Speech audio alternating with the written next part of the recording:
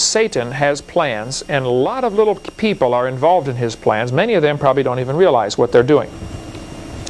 God is even above all that, laughing at Satan's plans. Okay, he's going to win in the end. So we as Christians don't need to get nervous. I think we need to get busy, but we don't need to get nervous. And I interview people and talk to people all the time who are students of the New World Order, you know, and they read all the books, and I've read dozens and dozens of books about the New World Order, okay? But they come away with a totally wrong attitude. They live their life paranoid and scared stiff, you know. Look, we win.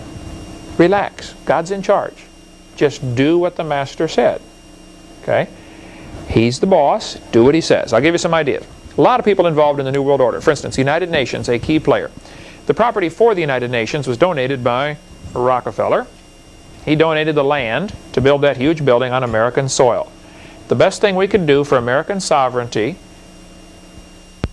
would be to get a huge bulldozer like a Cat D11 and push the whole United Nations building into the harbor. Okay? Let everybody get out first, right?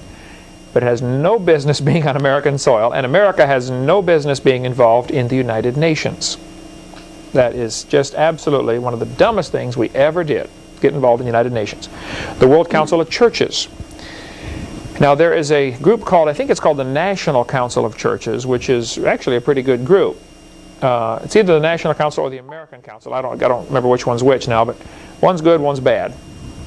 Okay, but the World Council of Churches certainly is a bad bunch, and they've gotten all the churches together, and they really want to develop a one world religion. CFR is the Council of Foreign Relations. This is a top secret group started to, you know, control world events. Okay, the Trilateral Commission is, I believe, America, England, and Japan. Trilateral for 3. They also are another one of these small players in the big picture toward one world government. The Bilderbergers is goes back to the European bankers and financiers who control huge amounts of money and really basically control world events. I mean, they have so much money, they will get the government in debt to them, and therefore they tell the government what to do. After all, you're in debt. You do this. We would like you to go invade this country because they're not cooperating, you know, with our plans. And heaven is going to reveal, Judgment Day will reveal some things that we're all going to say, wow, is that what happened? We're going to be shocked at the wicked things people have done for the love of money. The IMF is the International Monetary Fund. They are certainly a key player in this by controlling the finances. Remember, love of money is what? Root of all evil. Keep that thought in mind. The international bankers, the Club of Rome, the communists, of course, the socialists. By the way, communism would have collapsed. It would be just a footnote in history had it not been for the American and European rich guys financing the communist takeover. They wanted the communist takeover because they wanted to have a threat as an excuse for us to build up a big military force. You have to have a reason, you know, why do we need all these missiles? Those things are expensive. Well, we got to watch out for the Russians, you know. And so the people fork over their money to pay for all this military buildup. But if there wasn't an enemy, or at least a perceived enemy, there would be no reason.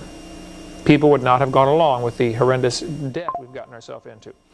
Dennis Cuddy has a great book on the NEA, which is the National Education Association. If you want to get involved and see how that National Education Association has been taken over by communist-minded people who have plans for a one-world government, and they are working diligently to use the education system in America as a tool to change kids, to prepare them to be good slaves in the New World Order. You can get into the National Education Association. And I encourage every public school teacher to get out of the NEA. In our seminar notebook, one of the last pages, you should have one of those, is the battle plan, what to do. In that section is a list of some other organizations where teachers can join that are not part of the NEA. They can still have their insurance and benefits and things that the association offers without getting involved in the evil NEA, for lack of a better term. NOW is the National Organization for Wild Women. They are very much involved in wanting a one-world government. The ACLU, of course, the American Communist Lawyers Union. The Masonic Lodge. Now here's where I'll get 100 phone calls, I'm sure. I'm prepared for them, believe me, okay? Here is the General Albert Pike, who was during his time 100 years ago, was the world leader of the Masonic Lodge. He said, "That which we must say to the crowd is, we worship a God, but it is a God that one adores without superstition. To you, sovereign grand inspectors general, we say this, that you may repeat it to the brethren of the 32nd, 31st, and 30th degrees. The Masonic religion should be, by all of us initiates of the highest degrees, maintained in the purity of the Luciferian doctrine." Yes, Lucifer is God. Very few Masons understand what they're in until they get to the very top, and then all of a sudden they realize, wow, this is a satanic organization. Ask a Mason if he's allowed to pray in the Masonic Lodge in the name of Jesus. Watch what happens. I gave this book right here, Masonry Beyond the Light, to one of the guys at our church at Marcus Point Baptist who was a Mason, been in it for years. He said, "Brother Hovind, somebody told me you don't like the Masons." I said, "Oh, I've got many good friends that are Masons. They do a lot of good. It's a do-gooders club. But when you get to the top, you realize it's satanic." He said, "Oh, it is not. I've been in it for years." I said, "Okay, I don't want to argue with you. Read this book. When you're done, give me a call. We'll talk." Okay? He came back 2 weeks later, handed me the book. He said, "I want you to know I quit the Masonic Lodge, and I've encouraged about 6 of my friends to quit the Masonic Lodge." He said, "It's a satanic organization, isn't it?" I said, "Yes, sir." It certainly. But see, they will run you down a particular track if they think, you know, you're a religious person. Like Billy Graham is a Mason, or was made an honorary Mason, I guess. They will try to get religious people in there and make them a Mason, and they come to the meetings and they think, wow, this is a do-gooders club, you know, etc., etc. And they never do find out what they're in. They spend a lifetime thinking, you know, everything's fine. Criswell at the First Baptist Church of Dallas, you know, Pastor Criswell, a Mason. The list of Masons will surprise you. There's some really good people in there who just are flat duped, in my opinion. They don't have a clue what they're in. Manly Hall, in his book called The Lost Keys of Freemasonry, said, "When the Mason learns that the key to the warrior on the block is the proper application of the dynamo of living power, he has learned the mystery of his craft. The seething energies of Lucifer are in his hands, and before he may step onward and upward, he must prove his ability to properly handle energy."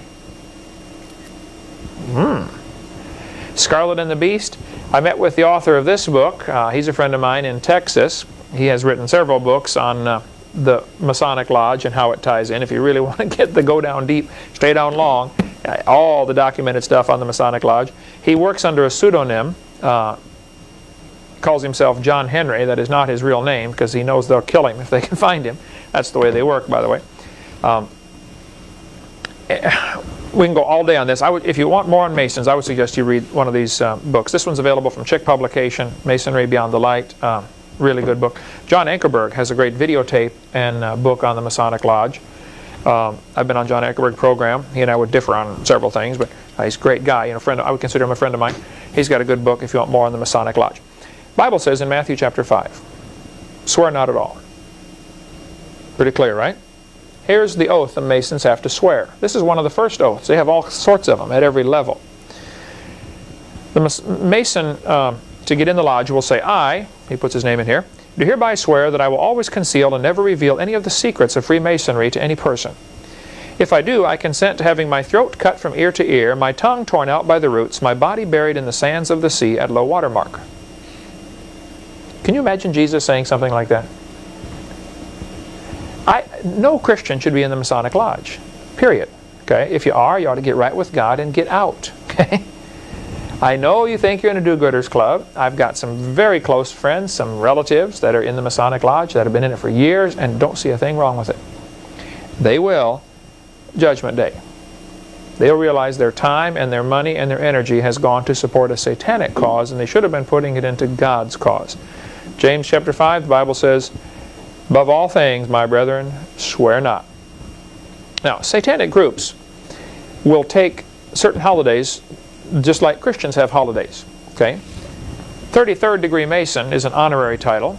In the Masonic Lodge, 33 degrees is very important. 33rd day of the year happens to be February 2nd, which is called what? Groundhog Day. Groundhog Day, right. Remember the movie Groundhog Day? The guy got to do the same day over and over till he got it just right, you know. February 2nd is the first satanic holiday of the year, is my understanding.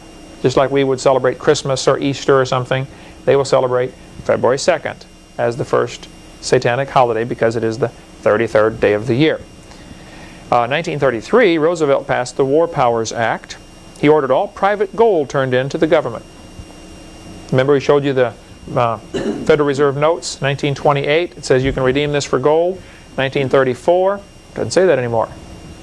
Matter of fact, if you owned gold, you were considered an enemy of the state and could go to prison. It was treason to own gold. 1933, Rockefeller sent money to set up Adolf Hitler in Germany. Two 33rd degree Masons, Laurel and Hardy, how many have heard of them? Made a movie called Sons of the Desert with all sorts of secret Masonic stuff in it. You have to watch the movie very carefully. The Masons will see these things. For instance, as Joseph Smith, the founder of the Moron Church, was dying, he was being shot. Okay, he gave the Masonic distress symbol, which is like this. If you put your arm, it's supposed to be part of a square. Okay, any Mason who sees that is obligated under their Masonic oath to come to your aid and help you.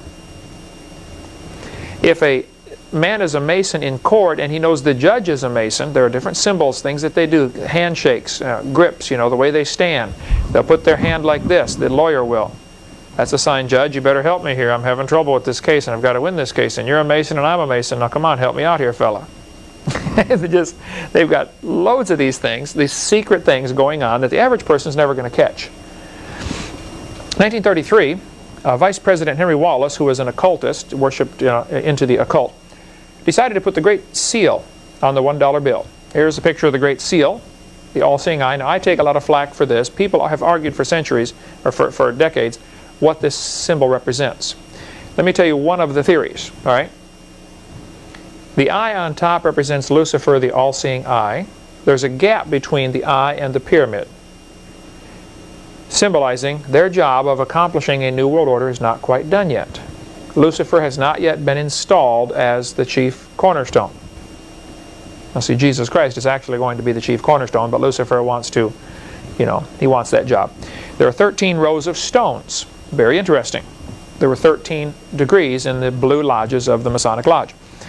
Behind the pyramid on the dollar bill, you will notice there's nothing, desert. In front of the pyramid, you got things growing, some bushes and grass and things like that. This symbolizes that they think they will bring the world out of this desert, terrible times into a wonderful, lush Garden of Eden type of thing. On the bottom is a date in Roman numerals. Anybody know that date on there? Bottom of the $1 of the pyramid? 1776 in Roman numerals. 1776 is, of course, a famous date in America, but it's also the date the Illuminati was started. A guy named Adam Weishaupt started a group called the Illuminati, the Enlightened Ones. That'd be a good quiz question there, Becky. Adam Weishaupt started a group called the Illuminati. They had secret meetings to decide how to control the world. Their group was exposed, and they went underground. It has resurfaced numerous times, and this, of course, the individual players die off, but the cause continues.